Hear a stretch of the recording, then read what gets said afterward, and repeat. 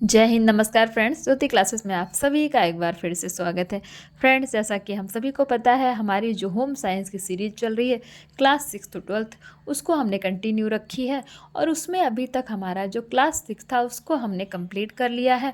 और हमने अभी स्टार्ट किया है हमारा क्लास 7th की बुक, जिसमें हमने अभी तक हमारा जो चैप्टर 6 था उसको भी कंप्लीट कर लिया है।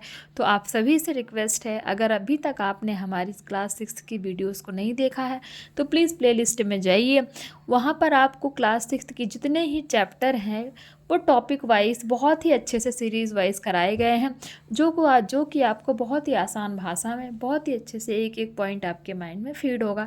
तो प्लीज़ आप सभी से रिक्वेस्ट है, अगर अभी तक आपने हमारी वीडियोस नहीं देखी है क्लास 6 की तो प्ले लिस्ट में जाइए, वहाँ पे वीडियोस को देखिए। और हाँ, अपनी राय कमेंट के माध्यम से हमें अवश्य बताइए। और जो हमारा फ्रेंड्स, आप सभी को पता है इस सीरीज को करने का बस एक ही टारगेट है कि हमारा होम साइंस से रिलेटेड जितने भी एग्ज़ाम होते हैं उन सभी को हम अपने सिलेबस के माध्यम से उन सभी को हम क्रैक करने में सक्षम हो सके। यानी कि होम साइंस से रिलेटेड ऑल इंडिया में जितने भी एग्ज़ाम निकलते हैं, अगर एक बार आपने सिलेबस पढ़ लिया और आपको पता है फ्रेंड्स, किसी भी सब्जेक्ट का या फिर किसी भी एग्ज़ाम को क्रैक करने का एक ही मूल मंत्र है, और वो मंत्र है कि उसके सिलेबस को आप पढ़ डालो। और सिलेबस को कंप्लीट करने के लिए फ्रेंड्स, बुक से ज़्यादा ऑथेंटिक सोर्स कुछ भी नहीं होता, ये आप सब भी जानते हो। बट हम बुक पढ़ते नहीं, क्योंकि बुक पढ़ना बोरिंग लगता है। इसीलिए मैंने सोचा कि चलो हम सब एक साथ ग्रुप में स्टडी करते हैं और ग्रुप के माध्यम से हमारा जो होम साइंस का सिलेबस है उसको कंप्लीट करते हैं। तो बस ये छोटी सी कोशिश है और इस कोशिश में आप सभी का साथ चाहिए। फ्रेंड्स, जैसा कि हमने आपको पहले भी बताया है कि हमारा जो ये सिलेबस है ना होम साइंस का, क्लास 6 to 12 की जो हम बुक पढ़ रहे हैं, इसको कंप्लीट करने के बाद हम आप मिलकर प्रीवियस ईयर की प्रैक्टिस भी करेंगे। प्रीवियस ईयर किसका? टीजीटी का, पीजीटी का, इन सब का हम क्या करेंगे फ्रेंड्स, प्रीवियस ईयर भी लगाएंगे, जिससे कि आपको पता लगेगा कि आपने जो पढ़ा है या जो आपने अभी तक हमारे साथ पढ़ा वो आपके काम का भी है कि नहीं। आप देखना फ्रेंड्स, आप सारे क्वेश्चन इजीली अपने आप ही सॉल्व करते जाएंगे।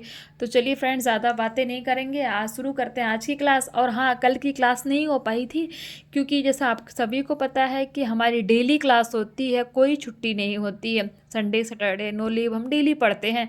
बट कल क्या हुआ ना, कल हमारे यहाँ इलेक्ट्रिसिटी कल से नहीं है।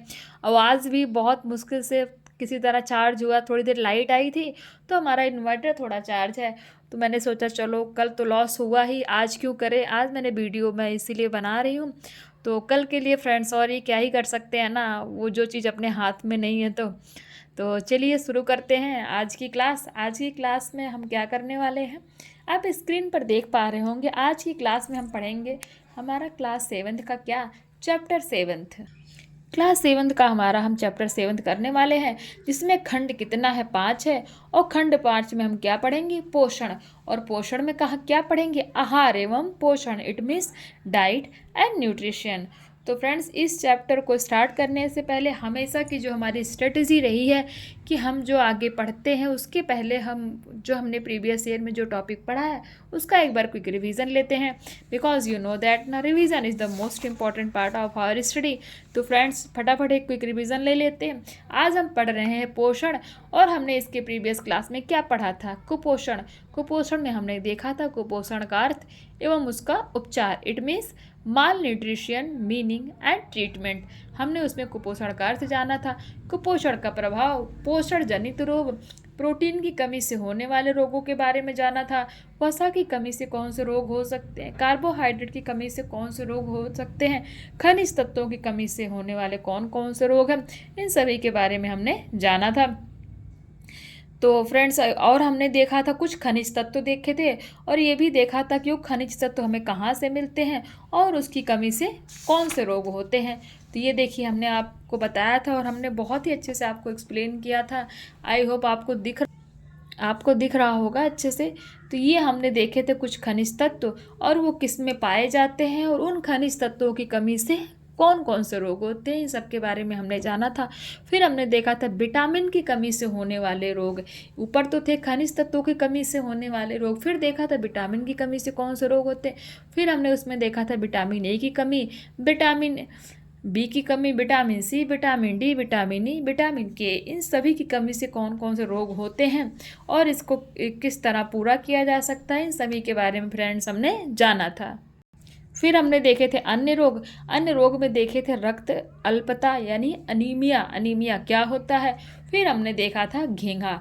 फ्रेंड्स ये था हमारा चैप्टर 6 जो हमने प्रीवियस क्लास में किया था और उसमें देखे थे उसके स्मरणीय तथ्य और देखे थे उसकी कुछ प्रश्नावली जिसमें हमने बहुविकल्पीय, रिक्त स्थान और सही गलत कंप्लीट किए थे।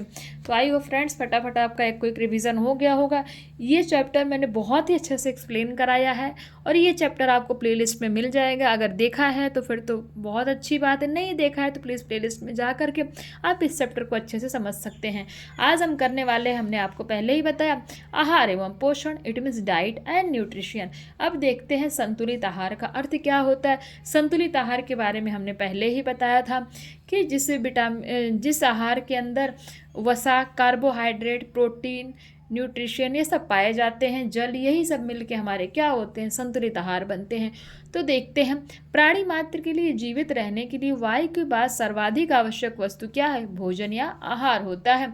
यानी कि एक तो हवा जरूरी है और उसके बाद सबसे ज़्यादा आवश्यक क्या है? भोजन या आहार। भोजन को ही हम आहार बोलते हैं। आहार का हमारे जीवन में बहुपक्षीय महत्व है। प्रत्येक कार्य करने के लिए ऊर्जा की आवश्यकता होती है। भोजन से हमें ऊर्जा प्राप्त होती है। तो ऊर्जा किससे प्राप्त होती है? भोजन से हमें ऊर्जा प्राप्त होती है। शारीरिक कार्यों के लिए आवश्यक ऊर्जा प्राप्त करने के लिए तथा रोगों से बचने के लिए हमें आहार की आवश्यकता होती है। इस स्थिति में जो आहार इन समस्त आवश्यकताओं को समुचित रूप से पूरा करता रहता है वह आहार संतुलित आहार कहलाता है। तो हमने देखा संतुलित आहार क्या होता है। अब संतुलित आहार की विशेषताएं देखते हैं। संतुलित आहार की धारणा एक बहुपक्षीय धारणा है। संतुलित आहार के विभिन्न उद्देश्यों की पूर्ति होती है। संतुलित आहार की मुख्य विशेषताएं निम्नलिखित होती हैं। नंबर 1, संतुलित आहार ऊर्जादायक होता है। नंबर 2, संतुलित आहार शारीरिक वृद्धि और विकास में सहायक होता है। नंबर 3, संतुलित आहार को ग्रहण करने से शरीर की कोशिकाओं में होने वाली निरंतर टूट फूट की मरम्मत होती रहती है।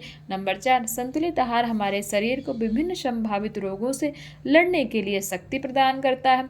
नंबर 5, संतुलित आहार तुष्टिदायक होता है यानी कि बहुत ज़्यादा एनर्जी देता है। संतुलित आहार ग्रहण करने से व्यक्ति तृप्त हो जाता है। संतुलित आहार सापेक्ष होता है अर्थात भिन्न भिन्न व्यक्तियों के लिए भिन्न भिन्न प्रकार एवं मात्रा वाला आहार संतुलित आहार होता है। यही कारण है कि जो आहार एक शिशु के लिए संतुलित आहार है वह एक युवक के लिए संतुलित आहार नहीं हो सकता। इसी प्रकार से एक मानसिक कार्य करने वाले व्यक्ति का संतुलित आहार एक श्रमिक के संतुलित आहार से भिन्न होता है। अब देखते हैं संतुलित आहार की आवश्यकता एवं महत्व। तो हमने देख ली कि इसकी कितनी सारी विशेषताएं हैं। अब इसकी आवश्यकता क्यों पड़ती है एवं इसका महत्व क्यों है, क्या है? व्यक्ति की आहार संबंधी समस्या आवश्यकताओं को पूरा करने वाला आहार ही संतुलित आहार कहलाता है। व्यक्ति को स्वस्थ एवं पूर्ण रूप से सक्रिय रहने के लिए संतुलित आहार की आवश्यकता होती है। संतुलित आहार की आवश्यकता एवं महत्व का विवरण निम्नलिखित है। नंबर 1, भूख को शांत करता है। जो संतुलित आहार है वो क्या करता है? भूख को शांत करता है। प्रत्येक व्यक्ति को भूख का अनुभव होता है। भूख को शांत करने के लिए आहार ग्रहण करना आवश्यक होता है। नंबर 2, ऊर्जा प्रदान करता है। प्रत्येक व्यक्ति निरंतर रूप से विभिन्न क्रियाएं करता रहता है। प्रत्येक शारीरिक क्रिया द्वारा व्यक्ति की कुछ न कुछ ऊर्जा अवश्य खर्च होती रहती है। ऊर्जा के इस प्रकार निरंतर खर्च होने के कारण शरीर को हर समय अतिरिक्त ऊर्जा की आवश्यकता होती है। संतुलित आहार शरीर को आवश्यक ऊर्जा प्रदान करता है। संतुलित आहार में विद्यमान कार्बोहाइड्रेट, वसा तथा प्रोटीन ऐसे तत्व हैं जो शरीर को ऊर्जा प्रदान करते हैं। तो संतुलित आहार में कौन से तत्व हैं जो शरीर को ऊर्जा प्रदान करते हैं? क्वेश्चन पूछ लिया गया तो क्या हम बताएंगे? कार्बोहाइड्रेट, वसा और प्रोटीन, जिससे क्या होता है? हमारे शरीर को ऊर्जा मिलती है। नंबर 3 में देखते हैं शरीर की वृद्धि एवं विकास के लिए प्रारंभ अर्थात भ्रूणावस्था से ही भ्रूणावस्था से ही शरीर की वृद्धि होती है। यह वृद्धि एवं विकास निरंतर चलता रहता है। शरीर की वृद्धि एवं विकास के लिए संतुलित आहार की आवश्यकता होती है। नंबर 4 में देखते हैं शरीर के रखरखाव के लिए। शरीर की वृद्धि एवं विकास के अतिरिक्त शरीर के तंतुओं के रखरखाव एवं मरम्मत आदि के लिए भी संतुलित आहार की आवश्यकता होती है।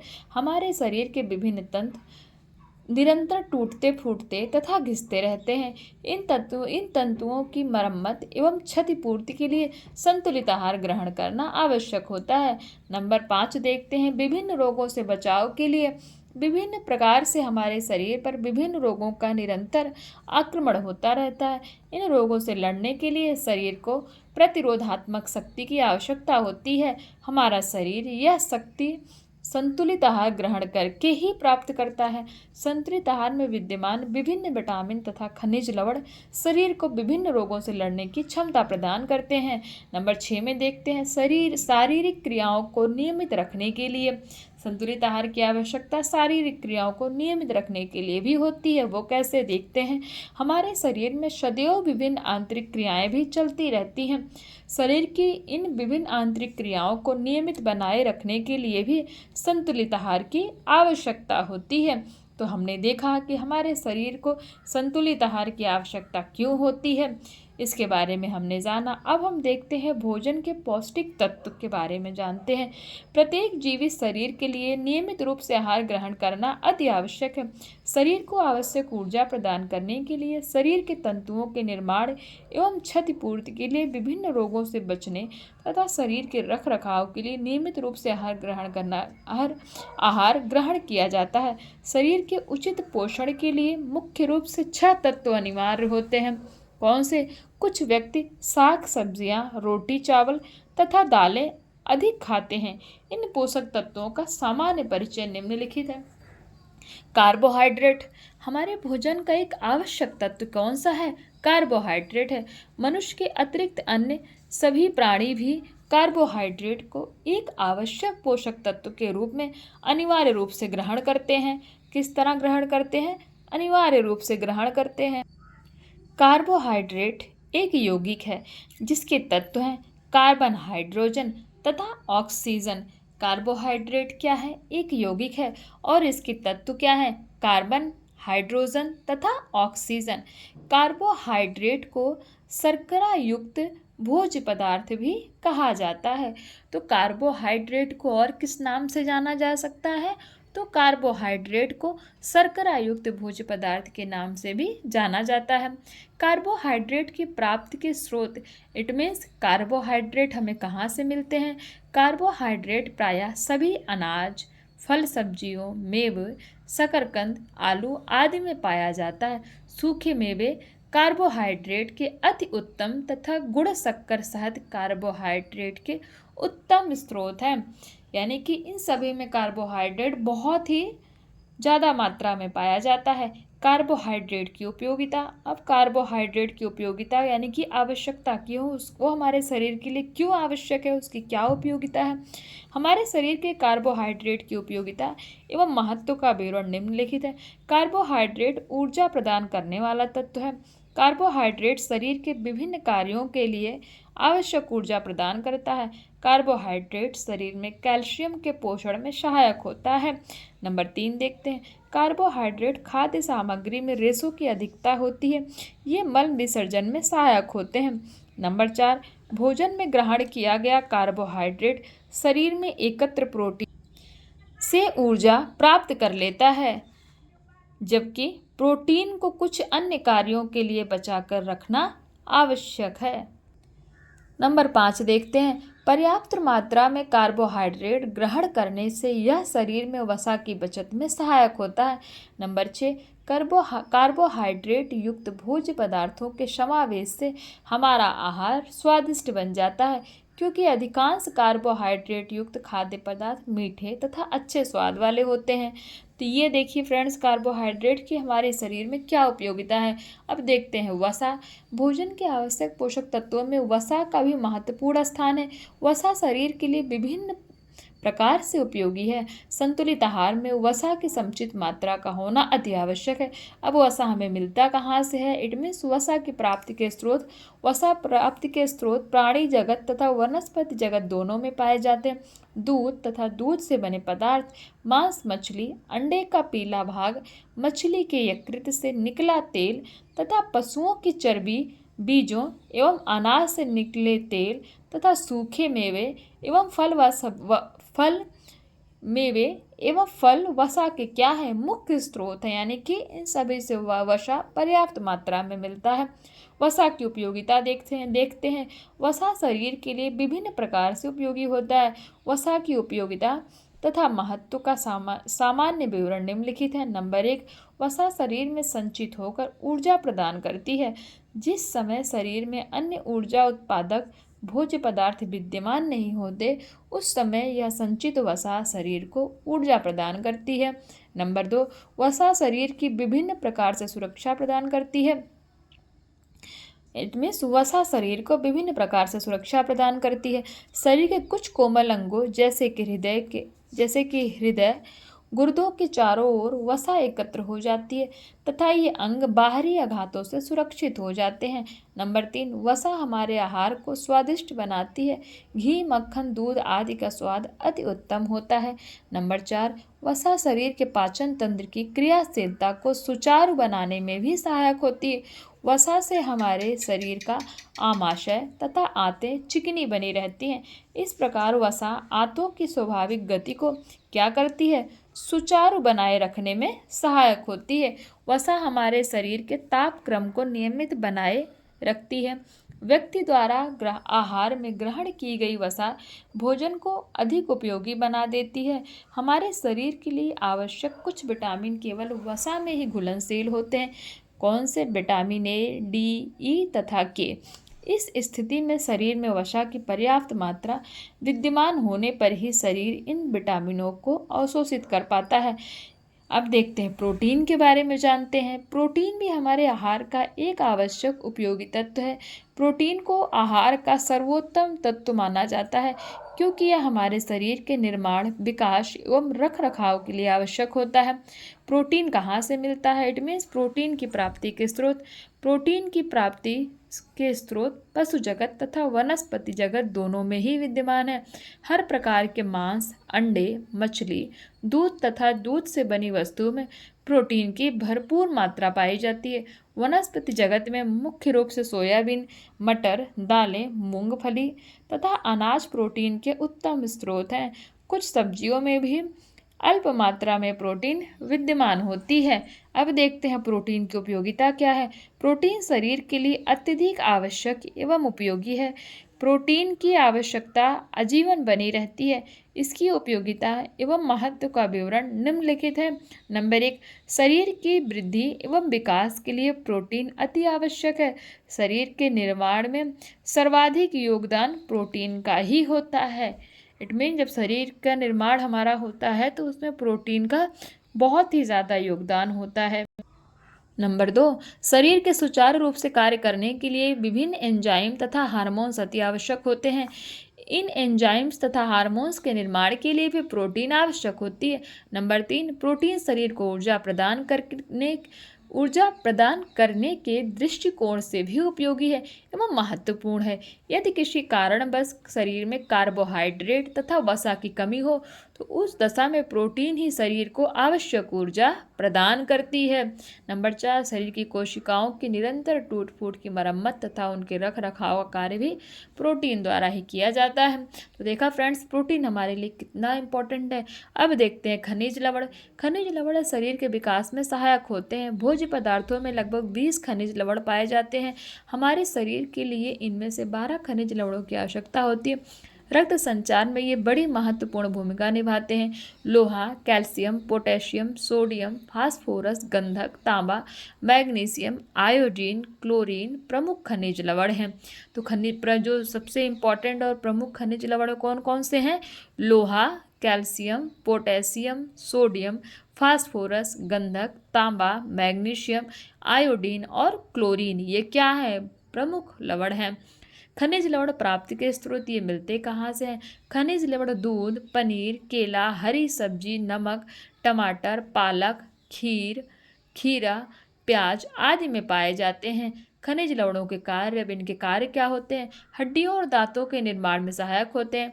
नंबर 2, शरीर के रक्त के निर्माण में लौह और तांबे का अंश सहयोग करता है। नंबर 3, पेशियों और तंत्रिकाओं के निर्माण में फास्फोरस का योगदान पाया जाता है। नंबर 4, अंतःस्रावी ग्रंथियों के रसों के निर्माण में खनिज लवण सहयोग देते हैं। नंबर 5, खनिज लवण रक्त में अम्ल और क्षार का संतुलन बनाए रखते हैं। नंबर 6, खनिज लवणों के कारण पाचन क्रिया ठीक बनी रहती है। नंबर 7, खनिज लवणों की कमी से अनीमिया तथा घेंगा रोग उत्पन्न हो जाता है।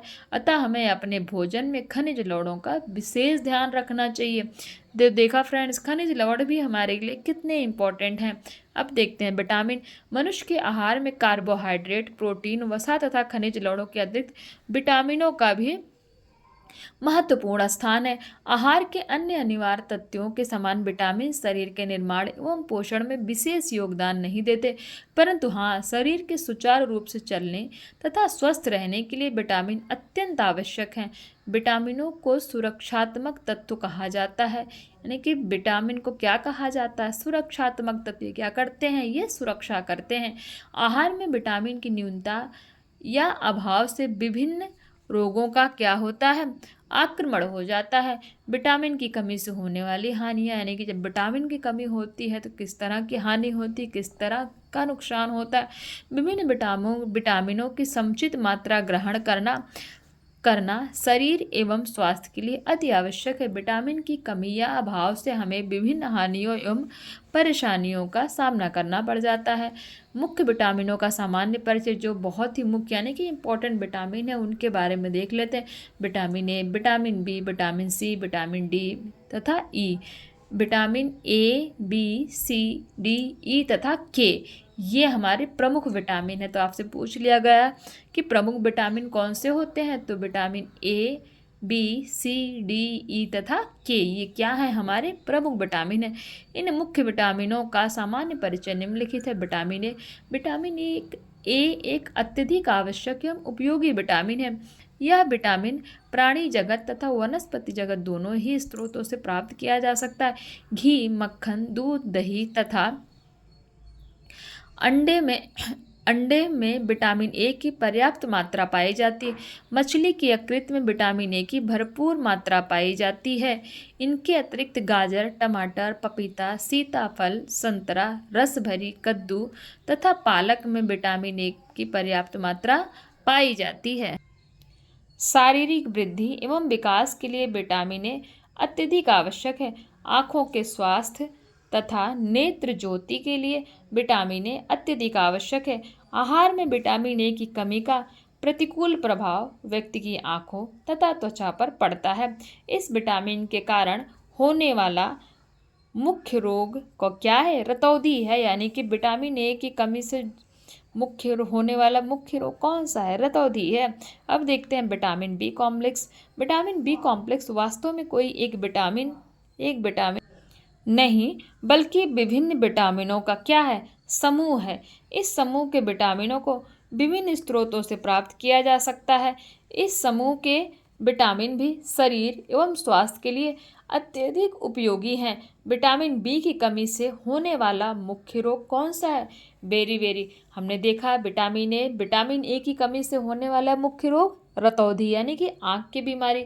अब विटामिन बी की कमी से होने वाला मुख्य रोग कौन कौन सा है? बेरी है।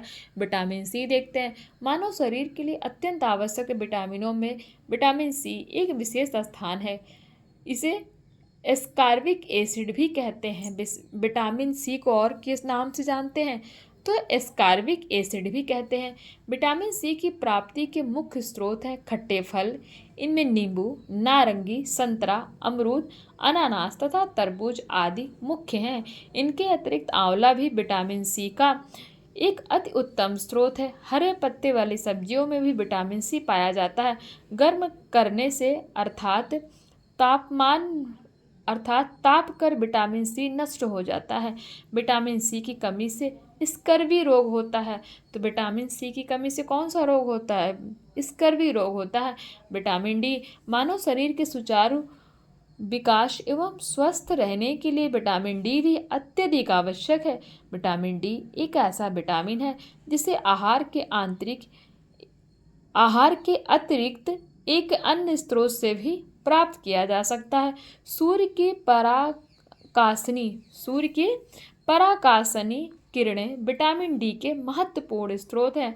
यानी कि सूरज की रोशनी जो सुबह सुबह की धूप निकलती है ना, वो क्या है? विटामिन डी का प्रमुख स्रोत है। यानी कि सबसे ज़्यादा विटामिन उसी से मिलता है। आहार में विटामिन डी की प्राप्ति के स्रोत केवल पशु जगत से प्राप्त होने वाले भोज्य पदार्थ ही हैं। इस वर्ग के मुख्य भोज्य पदार्थ क्या हैं? दूध, मक्खन, अंडे की जर्दी तथा दूध से बना घी। विटामिन डी शरीर के समुचित विकास एवं वृद्धि में योगदान देता है। यदि विटामिन डी की कमी से आस्था विकृत नामक रोग हो जाता है, तो विटामिन डी की कमी से कौन सा रोग हो जाता है? आस्था विकृत नामक रोग हो जाता है। विटामिन ई का रासायनिक नाम क्या है? विटामिन ई का रासायनिक नाम क्या है फ्रेंड्स? टोकोफिरोल। इसका रासायनिक नाम क्या है? टोकोफिरोल।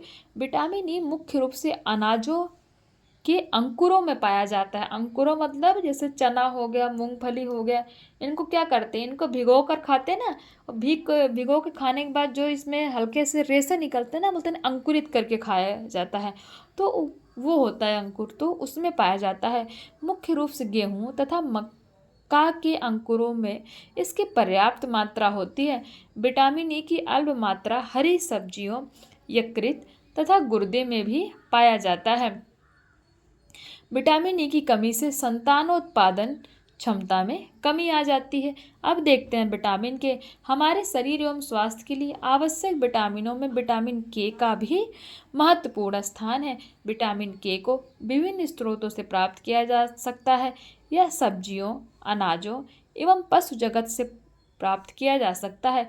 यह पालक, पत्ता गोभी, फूल गोभी, करम कल्ला में मुख्य रूप से पाया जाता है। तो आपसे पूछ लिया गया कि विटामिन के सबसे ज़्यादा किस में पाया जाता है, तो आप बता सकते हो किस में पाया जा सकता है? पालक में, पत्ता गोभी में, फूल गोभी में और करम कल्ला में पाया जाता है। यह गेहूं की भूसी, गाजर तथा आलू में भी कुछ मात्रा में पाया जाता है। न्यून मात्रा में यह दूध, मांस तथा मछली में भी उपस्थित रहता है। विटामिन के रक्त में वह क्षमता पैदा करता है। विटामिन के रक्त में वह क्षमता पैदा करता है जिसके फलस्वरूप बहता हुआ रक्त जमकर थक्का बनता है तथा रक्त बहना रुक जाता है। शरीर में विटामिन के की कमी से परिणाम स्वरूप चोट आदि लग जाने पर बहता हुआ रक्त आसानी से नहीं रुकता है। तो फ्रेंड्स, ये था हमारा चैप्टर 7। और हाँ, इसमें कुछ ज़्यादा मैंने आपको समझाया नहीं है क्योंकि चैप्टर थोड़ा सा बड़ा था। बस मैंने आपके साथ जो जो इम्पोर्टेंट समझा उसको समझा दिया है और हमने ये पूरा चैप्टर कंप्लीट कर लिया है। आई होप आप आज की वीडियो आपको अच्छी लगी हो। तो बस फ्रेंड्स, आज की क्लास यहीं तक। मिलते हैं नेक्स्ट क्लास में, जिसमें हम करेंगे इसी चैप्टर के स्मरणीय तथ्य और इसकी प्रश्नावली। तो चलिए फ्रेंड्स, मिलते हैं नेक्स्ट क्लास में। तब तक के लिए जय हिंद, नमस्कार। हंसते रहिए, मुस्कुराते रहिए और हमेशा एक दूसरे की मदद करते रहिए।